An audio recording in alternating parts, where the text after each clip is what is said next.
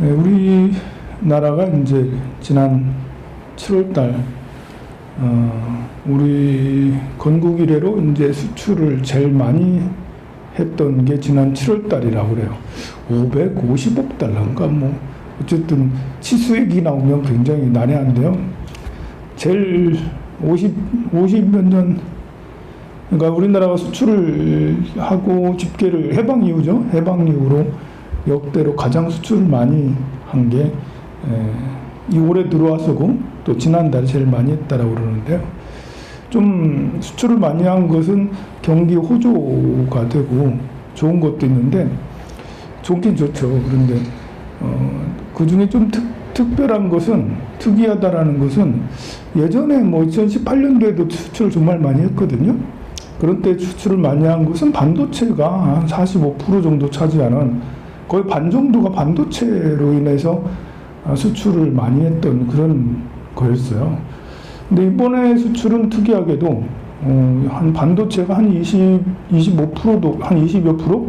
한 23%라든가 반도체 비중이 많이 줄었고 그 수출액은 훨씬 더 많은데 반도체 비중 줄고 그 외에도 이제 바이오라든지 뭐는 뭐 백신이 아니고 뭐 진단키트 이런 거 많이 했겠죠. 뭐 그런 거라든지 2차 전지라든지 자동차라든지 다양하게 많은 분야의 수출을 많이 했다라는 거예요. 정말 고무적인 것은 농수산물 쪽으로도 수출이 굉장히 많이 늘어서 농수산 쪽으로도 혁신 성장을 했다라는 거예요. 제가 며칠 전부터 계속 종자 얘기, 농업 얘기를 계속 해드리고 있잖아요. 근데 우리나라 농업 상황이 이미 세계적이라는 거야. 우리가 생각할 때 우리 농가의 현실이 세상에 농촌 인구가 다 떠나고 이제 농가는 희망이 없다라고 하는데 그러는 가운데 농가가 이제 이렇게 노령화되고 그러는 가운데 귀농을 하든 뭘 어떻게 하든 집약적 산업들을 많이 했고 하우스 산업은 세계에서 제일 대한민국이 제일 많이 하고 비율상 제일 많이 한다라고 그러죠. 농수산물 쪽에 수출이 굉장히 많이 증가했다라는 것이 놀랍고요. 나름 우리가 농수산물 쪽으로 포기하지 않고 계속해서 연구하고 또 많은 이들이 스마트 농가들이 많이 늘어나면서 그런 이 AI 기술을 통한 스마트 농업의 발달도 큰 역할을 한 것 같아요. 뭐 종자 개발을 한 것도 큰 역할을 한 것 같고 계속해서 농수산업은 계속해서 발달시켜서 해외까지 저는 진출을 해야 된다고 생각해요. 사막화가 진행되는 그런 곳에서 우리가 대한민국의 농업 기술을 이렇게 발달해서 그쪽에서 뭔가를 이룰 수가 있는 거고요. 세계 곡창지대라는 체르노젠, 우크라이나나 팜파스 같은 아르헨티나 지역이 엄청 넓잖아요. 우리나라 농업이 진출을 하는 것이 좋다고 생각해요. 그래서 이렇게 가만 보면 대한민국이 그 얼마 전에 한 달 전인가는 선진국의 대열로 포함시켰다. 유엔의 무슨 기구에서 지금 1950년 이후로 선진국 계열에 포함시킨 것은 대한민국밖에 없다라고 할 정도로 그냥 이제 그 개발도상국 내지 제3세계에 있는 그런 나라가 50년 만에 갑자기 성장을 해서 선진국 대열에 포함된 건 대한민국밖에 없다라고 그렇게 하는데요. 지금은 경제 수준뿐만 아니라 문화 수준까지도 또 그 의학 수준, 농수산물 수준 이런 것까지도 지금 세계 선진국 가구 업계를 나란히 하고 있어요. 우리가 이제 뭐 이렇게 나라에서 계속 작년부터 해가지고 코로나 때문에 경기가 박살이 나고 그랬지만 또 그 가운데 지난달 2분기 들어와서 국가 채무도 어느 정도 이렇게 갚기도 하고 그랬어요.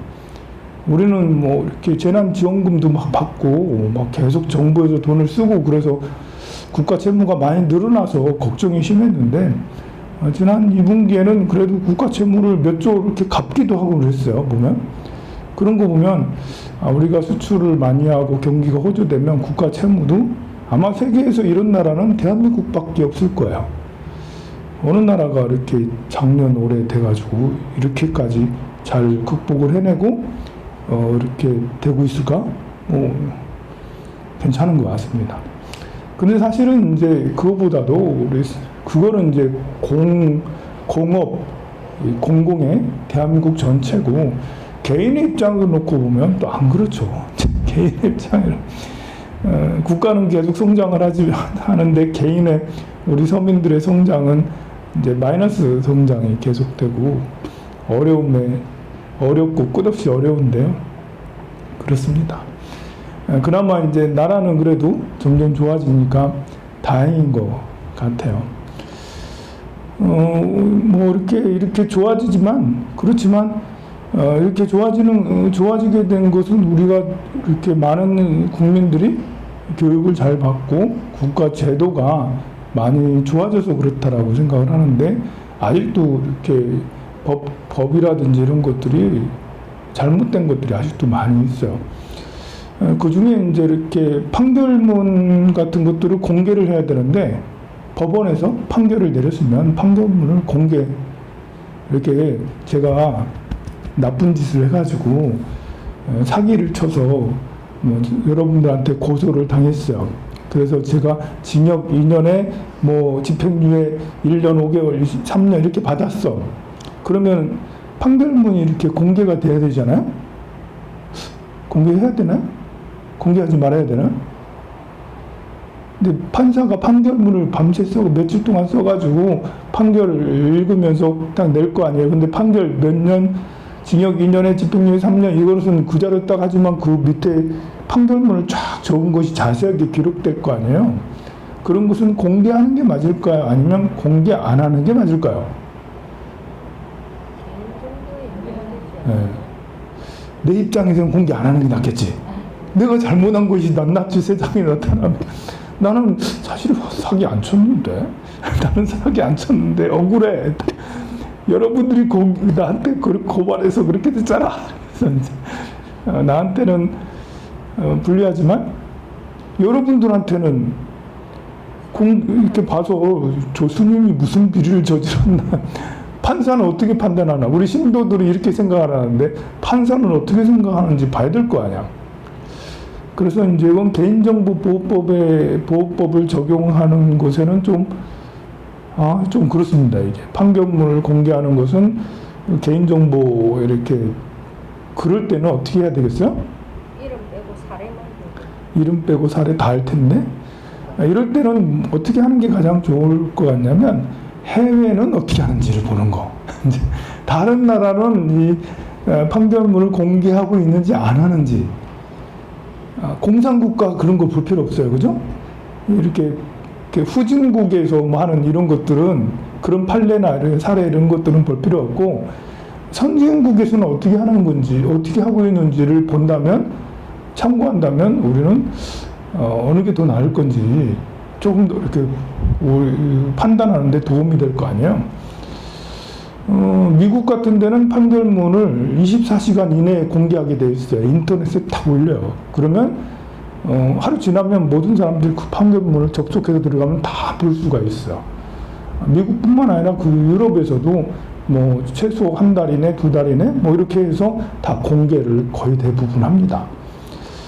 이렇게 법 후진국이 아닌 이상 뭐 특별한 나라는 공개하는 나라도 있겠지만 선진국들의 대부분은 다 공개를 해요.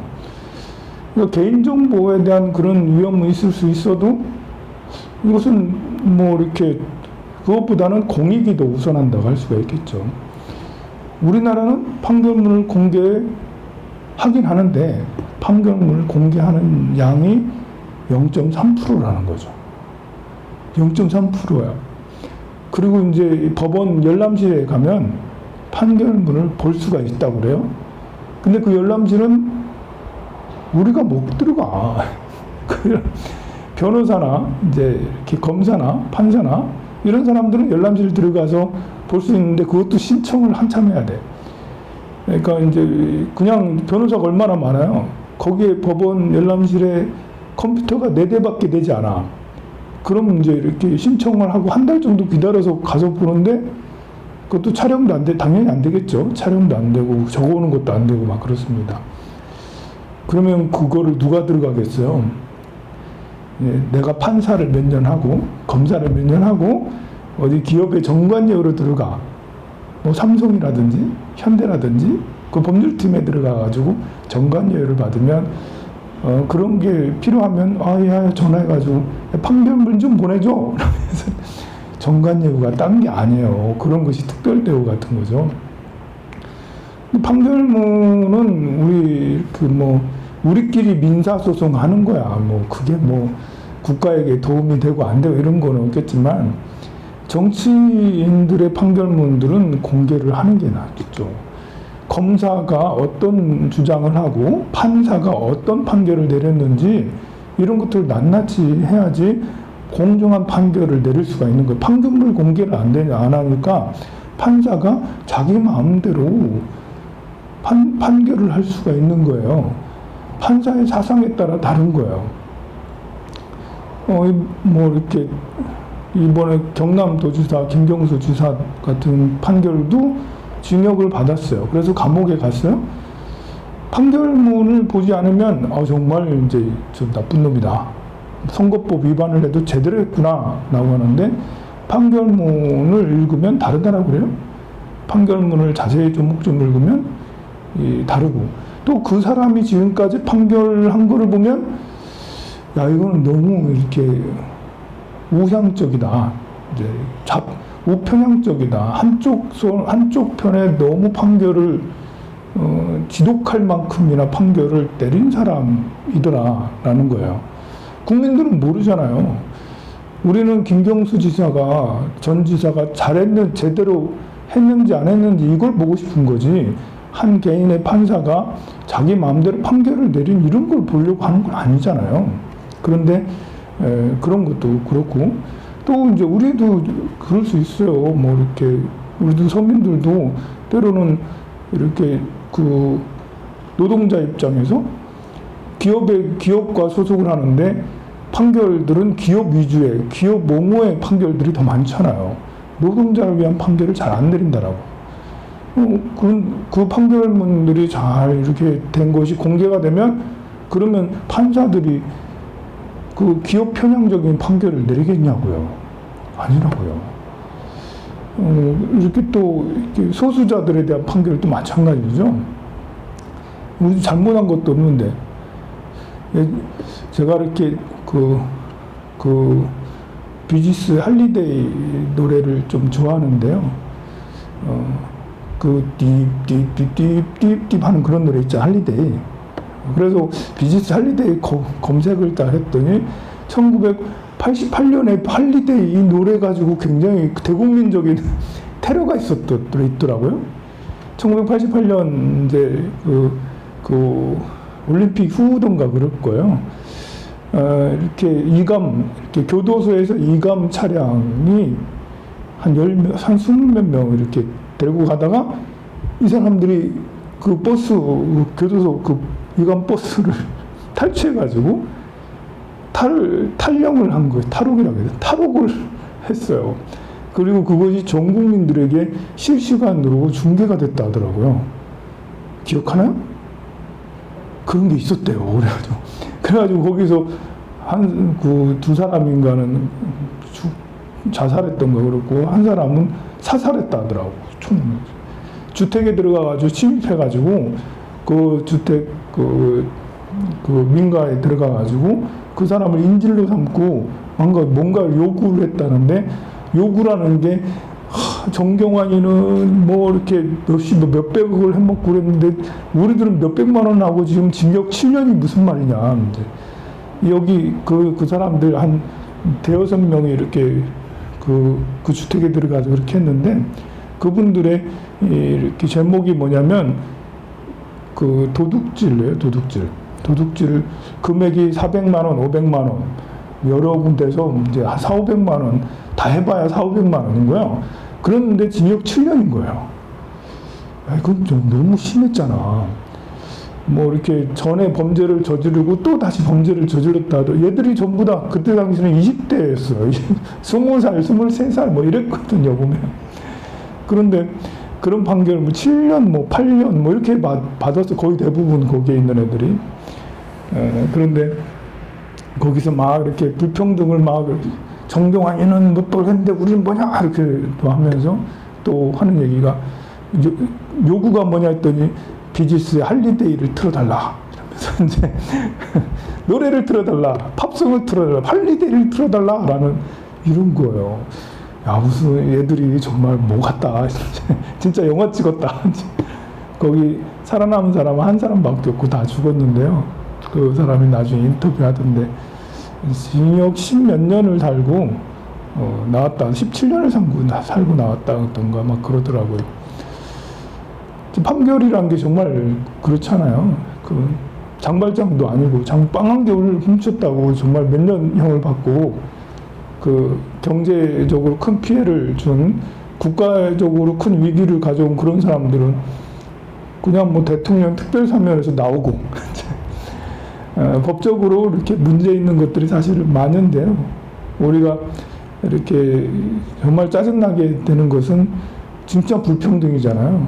근데 판사라도 평등하게 잘 판결을 내리면 좋겠는데 판사들도 정치적으로나 경제적으로 편향적일 수밖에 없는, 그래서 유전 무죄, 뭐 무전 유죄 한 것도 그때 그 사람들이 주장을 많이 해서 더 많이 세상 사람들에게 많이 알려졌다라고 그렇게 하는데, 판결이 공정하면 그런 것들도 우리 가지고 있는 민중들이 가지고 있는 응어리가 있잖아. 다들 한이라는 게 있잖아. 우리 피해자들이잖아, 전부 다. 여러분들이 정상적으로 잘 살고 있는 것 같아도 마음속에 뭔가 이게 꼬인 게 다 있어요. 우리 피해를 많이 받았다, 서민들은. 그런 것이 판결이 공정해야지 그런 것이 생기지 않을 텐데, 판결이 공정하게 되는 데는 여러 가지 방법이 있겠지만 그 중에 중요한 한 가지가 판결문을 공개를 하는 것이 좋지 않겠나 하는데, 공개가 되려나 모르겠어요. 판사들은 절대 반대. 우리는 판결문 공개 안 할 거야 하고 이제 그렇잖아요. 지금 자기가 한 것이 다 드러날 수가 있고 자기 일기장을 내놓는 거랑 비슷한데, 어제는 이집트에 대해서 이야기를 했었어요. 이집트 이렇게 빵값이 44년 동안 동결돼서 빵값이 3.7원이다. 이제 한 덩어리에 막 그래 됐는데요. 이집트가 그렇게 인구가 1억 명이나 넘고 그러는데도 경제가 이제 파탄이 되고 뭐 다시 모라토리움을 선언할 지경이나 됐는데도 불구하고 정치인들은 신도시를, 정치 신도시, 대통령 궁하고 뭐 각 부처를 옮기는 신도시를 개발하겠다고 거기에 500조 원이나 들이는 돈을 쓰고 50조 원인가? 그렇게 하겠다라고 지금도 진행 중인데요. 이 법이라는 것이 공정하면 정치인들의 그런 것들도 낱낱이 다 드러나지 않겠나 싶습니다. 우리나라의 부정부패는 굉장히 아직도 많이 남아있지만 그럼에도 불구하고 세계가 얼마나 이렇게 이제 그 독재 국가가 많고 엉망인지 우리나라가 잘 나가고 있어. 너무 놀라운 일입니다. 우리도 모르는 사이에 세계에서 선진국 대열에 합류했고, 또 이 상태로 쭉 계속 간다면 이제 더 성장을 하지 않겠나 생각이 듭니다. 다만 걱정인 것은 이제 우리가 공무원을 너무 좋아하고 창업을 하려고 하지 않는다라는 게 약간 걱정이 되긴 합니다만, 우리 여러분들도 여러분들 자식들도 새로운 것을 도전하고 그 기회가 잘 평등이 잘 되면 좋겠어요. 또 국가적으로 제도적으로 젊은이들이 창업을 한다면 엄청 많은 지원을 해준다면, 또 각 대기업에서도 젊은이들이 창업을 할 때 좀 여러 가지 좋은 플러스 제도를 많이 해주면 좋지 않겠나 그런 생각이 들어요. 제가 어제는 부산에 가가지고 거기에서 무진선언이라는 도량을 보고 왔는데 정말 아름답더라고요. 무진선언 하니까 어디로 가? 길이 꼬불꼬불 이상한 데로 가더라고. 근데 나중에 결국은 종착지가 태종대더라고요. 태종대. 나는 태종대를 가봤어요. 초등학교 때. 나는 충청도에 살았는데 수학여행을 태종대로 가더라고. 태종대 갔다가 여기 뭐 울산 여기 왔다가 이렇게 그 불국사 일출 본다고 수학여행 6학년 때 수학여행. 근데 태종대 기억 하나도 안 나. 한국 별로 없잖아 태종대가. 그런데 태종대 딱 거기에 가니까 무진선원이라고 딱 있더라고요. 야 뷰가 너무 좋았습니다. 거기 가서 이제 가게 된 거는 제 어린이 청소년 그 합창단 연합회 소속돼 있는데 그 연합회 회장을 저보고 하라고 해가지고 그래서 어제 회장 이취임식에서 제가 회장이 됐어요. 세상에. 엄청 좋은 것 같지만 삼성전자 회장한다면 너무 좋아할 텐데 이거는 이제 이렇게 그 비영리 활동이고 이렇게 정료를 쏟아야 돼. 정료를 쏟아도 표시도 안 나고 이거 뭐 어려운 그런 것을 맡게 됐는데요. 여러분들 많이 지켜봐 주시고 응원 많이 해주시면 감사하겠습니다. 성불하세요.